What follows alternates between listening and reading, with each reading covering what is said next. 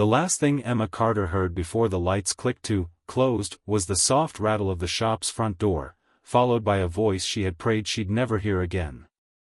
Emma was 22, the kind of young woman who looked like she belonged to the morning, hair still damp from a rushed shower, tote bag heavy with notebooks, coffee balanced between her fingers as she walked into work with a tired grin.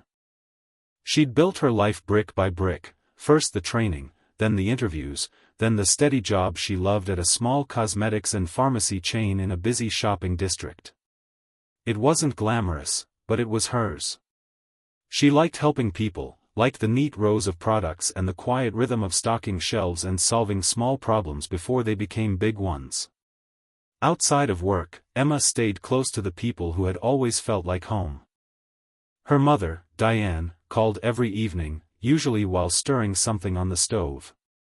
Her older brother, Josh, teased her about finally being a real adult, then showed up with takeaway when he knew she'd had a hard day. And her best friend, Lily, had a talent for turning panic into laughter with one raised eyebrow and one perfectly timed joke. It was Lily who noticed the change first, how Emma's smile started to slip at the edges. "It's that guy from work, isn't it?" Lily asked one Friday, leaning across a cafe table, watching Emma pick at her pastry like she'd forgotten how to eat. Emma hesitated, then nodded. "His name is Ryan. He's intense." Ryan Hale had started as a harmless presence in the staff room, always there, always offering to help, always somehow knowing what Emma took in her tea. He was a little older, late 20s, with an easy grin that made some people trust him faster than they meant to. At first, Emma told herself it was flattering. He asked her to dinner. He remembered small details. He texted good morning. Then the texting didn't stop. If Emma took too long to reply, another message arrived. Then another. If she mentioned going out with friends, he wanted to know where. If she said she was tired, he offered to pick her up so you don't have to be alone. The words sounded caring, but the feeling underneath them was tight and sharp, like a hand closing around her wrist. After only a few weeks, Ryan started speaking in hours. Our future. Our weekends. Our plans. When Emma tried to slow things down, his expression changed, just for a second, like a curtain dropped and lifted again. His voice stayed calm, but his eyes didn't. "Why are you pulling away?" he asked one evening in the car park, the sky already dark, the air smelling of rain and exhaust. "Did someone get into your head?" "No," Emma said, keeping her tone steady. I don't want this. Not like this." Ryan stared at her for too long. Then he smiled, small, controlled. "You don't mean that," he said softly, as if correcting her. Emma went home that night with her hands shaking so badly she dropped her keys twice before she got the door open. She sat on the edge of her bed and stared at the little glow of her phone screen, willing herself not to check it. 3 new messages. Then 5. Then 10. She ended it the next day, clearly, carefully, in writing, because something in her gut told her she'd need proof later. She kept it simple. She didn't insult him. She didn't argue. She just said it was over and asked him not to contact her again. His reply arrived within minutes. "I can't breathe without you." Then, a second message. "If I can't have you, no one can." Emma read that line twice, feeling the room tilt slightly, like the floor had lost its level. Outside her window, a car passed with a low hiss on wet asphalt. Somewhere nearby, a dog barked once, then fell quiet. Her phone buzzed again. And again. And again. By the end of that week, Emma wasn't just uncomfortable, she was afraid. And she had no idea that what she was calling a bad breakup was about to turn into a slow, relentless siege on her life. At first, Emma tried to handle it quietly. She blocked Ryan's number. He emailed instead. She blocked the email. Messages appeared on social media, then on platforms she barely used, then from unfamiliar numbers that always ended the same way, "It's me. You know it's me." The attention followed her everywhere, like a shadow that learned her schedule faster than she could change it. Ryan started appearing outside her flat, leaning against the railing as if he belonged there. He showed up after work, after gym sessions, once even outside her mother's house. Each time, he acted calm, reasonable, almost wounded, hands open, voice soft, eyes searching her face like he was the one being wronged. "You won't even talk to me?" he asked one evening as Emma fumbled with her keys, her heart pounding so hard she could hear it in her ears. "After everything?" "There wasn't everything," she said, forcing herself not to step backward. "Please leave." His jaw tightened. "You're being cruel." When she didn't respond, his tone changed. "You'll regret treating me like this." The messages became darker. What had once sounded desperate now felt deliberate. He commented on what she wore. He asked who she was with. He described her walk home in unnerving detail, what time she passed the bakery, how long the light took to change at the crossing, which window in her flat glowed first at night. Sleep stopped coming easily.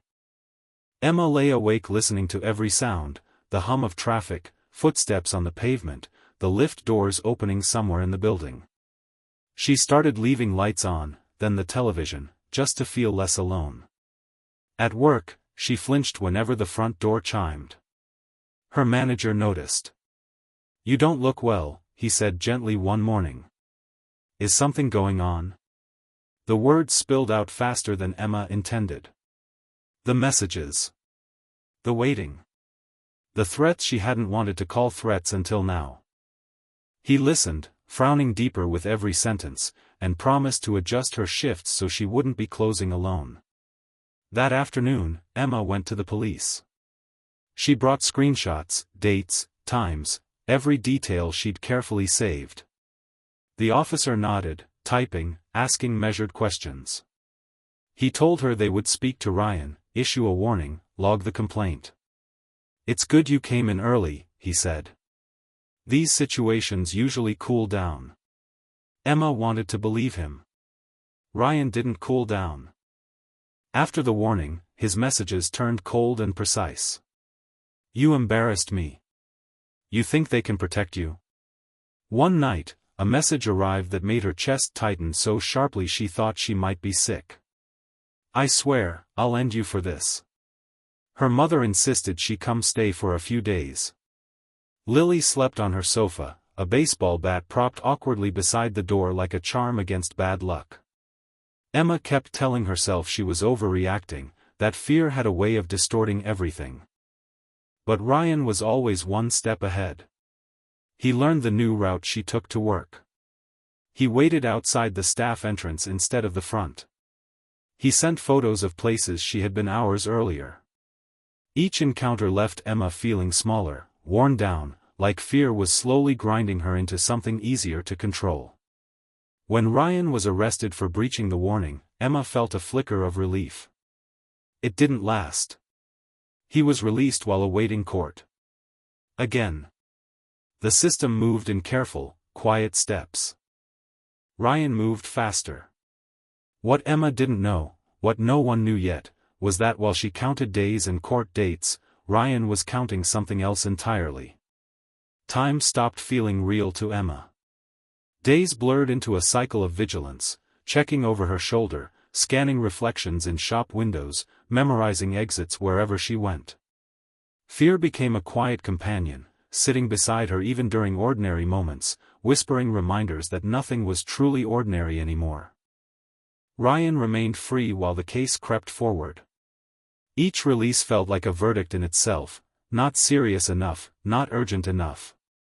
Emma attended meetings, answered questions, repeated herself until the words felt hollow.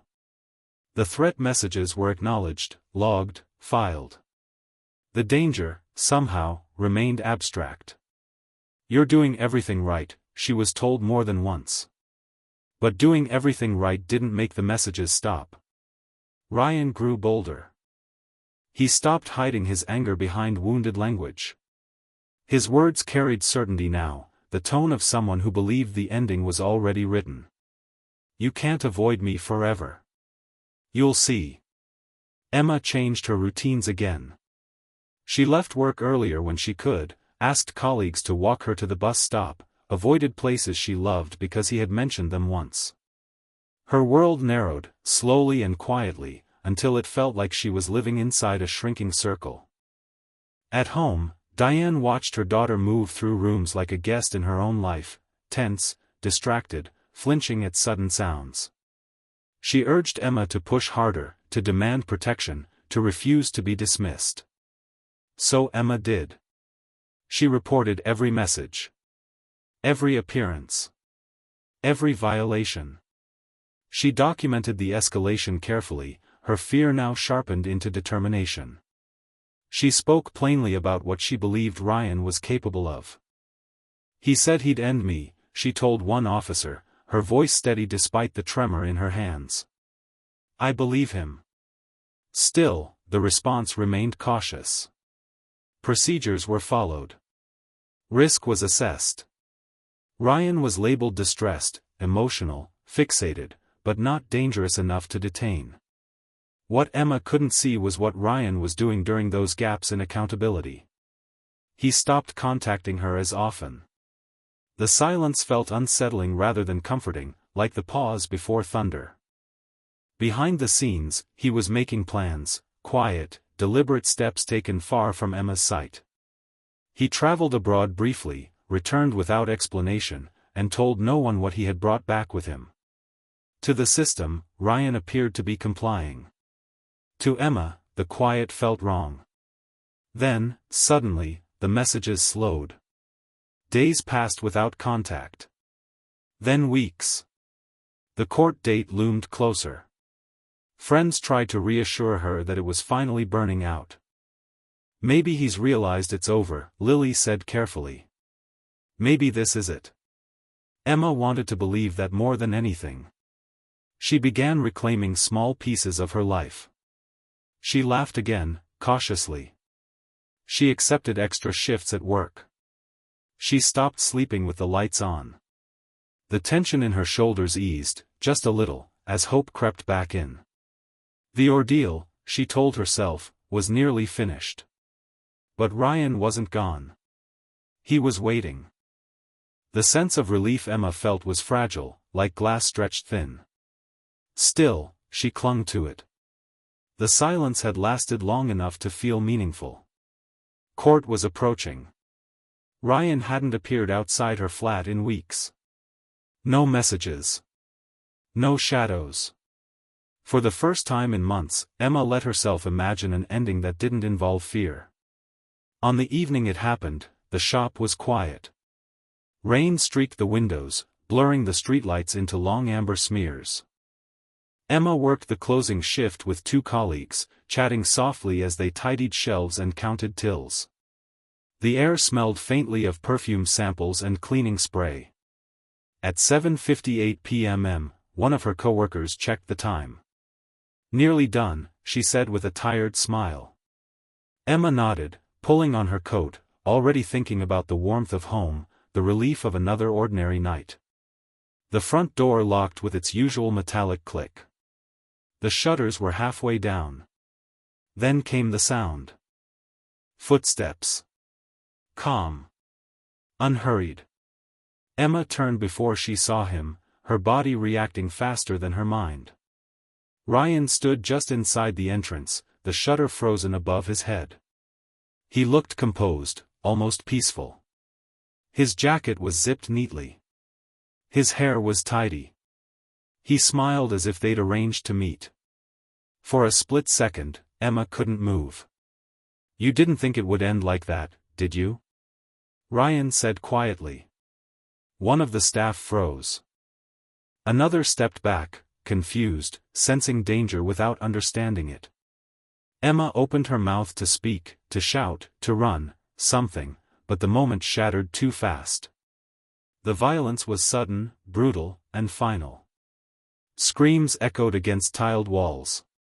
Glass shattered. Someone dropped to the floor, hands over their ears. Emma collapsed near the counter, the world dissolving into noise and terror. Ryan didn't hesitate. He didn't shout. He didn't argue. The act was swift, rehearsed, and devastating. Within moments, it was over. As sirens approached in the distance, Ryan turned the weapon on himself, ending his life before anyone could stop him. The shop fell silent except for sobbing breaths and the sound of rain tapping against the windows. When police arrived, they found Emma where she had fallen, her future erased in the place she had once felt safest. Witnesses stood in shock, replaying the seconds they would never forget. News spread quickly. A young woman. Reported threats. Prior warnings. A case still moving through the system. Diane received the call just after 8. She dropped the phone before the words fully landed, a sound escaping her that no one should ever have to hear. Josh arrived minutes later to find his mother on the kitchen floor, the world broken beyond repair. By morning, Emma's name was everywhere. And the questions had already begun. In the days that followed, the details came out slowly, painfully, each revelation cutting deeper than the last. Investigators confirmed what Emma's family had already feared: Ryan's threats had been real, repeated, and clearly documented. He had been reported multiple times. He had been arrested, questioned, and released. The warnings were there, written in messages that now felt unbearable to read aloud. The courtroom Emma was supposed to enter as a protected witness became instead a place where her absence spoke louder than any testimony. Diane sat through briefings with her hands folded so tightly her knuckles turned white. She listened as officials explained procedures, assessments, limitations. Words like oversight, misjudgment, and missed opportunity floated through the room, hollow and insufficient. Josh couldn't sit still. Anger moved through him like electricity. He replayed every moment he'd told himself Emma would be okay, every time he'd trusted that someone else was handling it. The public reaction was swift and unforgiving. News outlets questioned how someone who had made direct threats could remain free. Advocacy groups pointed to familiar patterns: fixation minimized, coercion misunderstood, danger downgraded until it was irreversible. Emma's face appeared on screens everywhere, her smile now a symbol of what had been lost. At the inquest, the timeline was laid bare. Ryan's escalating behavior. The warnings. The gaps between reports. The silence that had been mistaken for calm. Experts explained how stalking rarely fades, it sharpens. How control doesn't vanish, it adapts. How the most dangerous moment often comes when a victim believes it's finally over. Emma's case became impossible to ignore. For Diane, grief transformed into resolve. She began speaking publicly, her voice steady despite the weight behind it. She told Emma's story not as a tragedy, but as a warning. She described the exhaustion, the fear, the endless effort it took for her daughter just to be believed. She did everything she was told to do, Diane said at one vigil, candlelight flickering across hundreds of faces. The system failed her. Change followed, slow at first, then undeniable. New guidelines were drafted. Risk assessments were re-examined. Stalking and coercive behavior were no longer treated as nuisances or emotional disputes, but as indicators of serious harm. Support services expanded. Training improved. The language changed. Emma's name was spoken in meeting rooms, in classrooms, in policy debates, not as a statistic, but as a turning point. Her family knew it wouldn't bring her back. But it might save someone else. Emma Carter was laid to rest on a quiet morning under a pale sky, the kind of day she would have liked. Friends filled the small church, standing shoulder to shoulder, many holding tissues they didn't bother to hide anymore. There were stories whispered through tears, about her laugh, about her kindness, about how she always stayed late to help someone who needed it. The empty space she left behind was impossible to measure. Her workplace reopened weeks later. Fresh paint covered the walls. New locks were installed. Employees returned slowly, cautiously, carrying memories they hadn't asked for. Some never came back. Others did, determined not to let fear be the final word.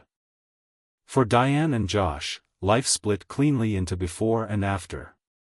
Grief arrived in waves, sharp, unpredictable, relentless. But alongside it grew something else, purpose.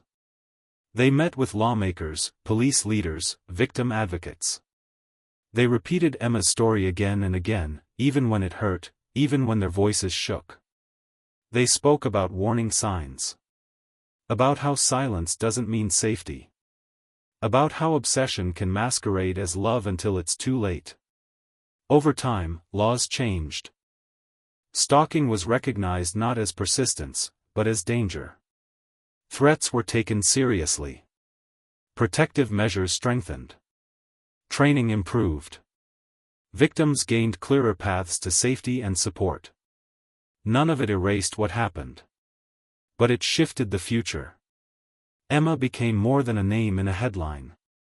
She became a reason. A reminder. A line drawn where excuses used to be. Some evenings, Diane still dialed her daughter's number out of habit, then stopped herself before the call connected.